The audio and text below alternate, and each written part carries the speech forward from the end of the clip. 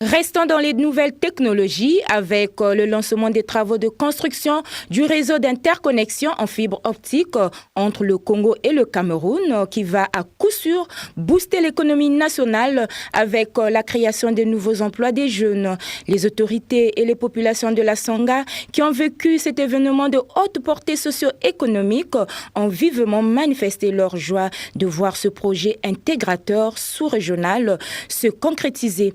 Les détails dans cette correspondance de Blaise Ebika.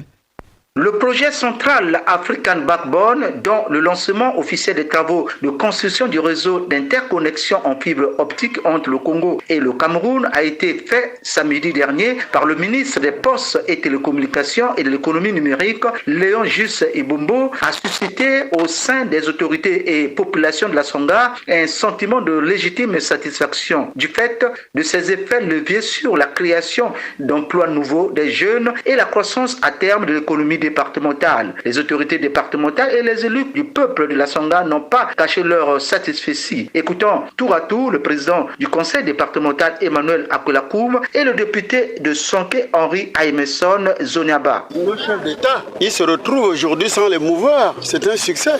Cela veut dire qu'il y a une évolution exponentielle de la science. Donc la fibre optique qui va jouer un rôle déterminant. La collection nationale et sous-régionale est un fait nécessaire pour le développement et la promotion des emplois. Nous devons tous aujourd'hui remercier nos chefs d'État pour avoir créé les conditions de faisabilité malgré les difficultés de tout genre. Mais les choses avancent. C'est un travail encouragé les ministres qui sont des artisans principaux. Nous félicitons leurs excellences, M.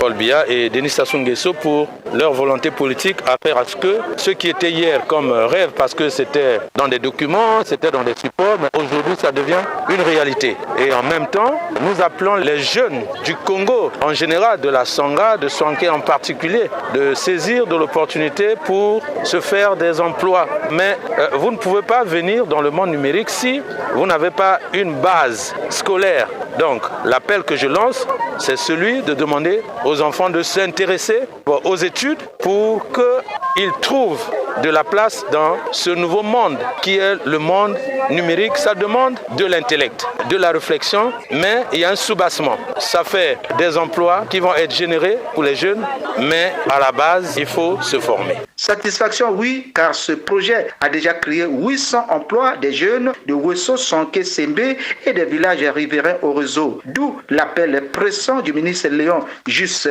Ibombo à l'endroit des autorités du département de la Sangha, de la force publique et de celle de Sonké de veiller à la protection sans faille de ces installations modernes de haute technologie contre les actes inciviques de vandalisme. Aujourd'hui, le président de la République est président de la communauté économique des États de l'Afrique centrale. C'est lui qui doit porter un dynamisme pour développer notre sous-région. Il s'agit aussi pour nous, non pas seulement de construire, mais de préserver ces équipements. Nous devons sauvegarder ensemble ces équipements. Nous devons veiller à ce que ce shelter, parce que c'est un point central. Si on vandalise ici, on ne pourra pas avoir le signal avec le Cameroun et même avec la RCA à travers Wesso, dont nous allons lancer les travaux incessamment. Blaise Ebika, Wesso, Radio Congo.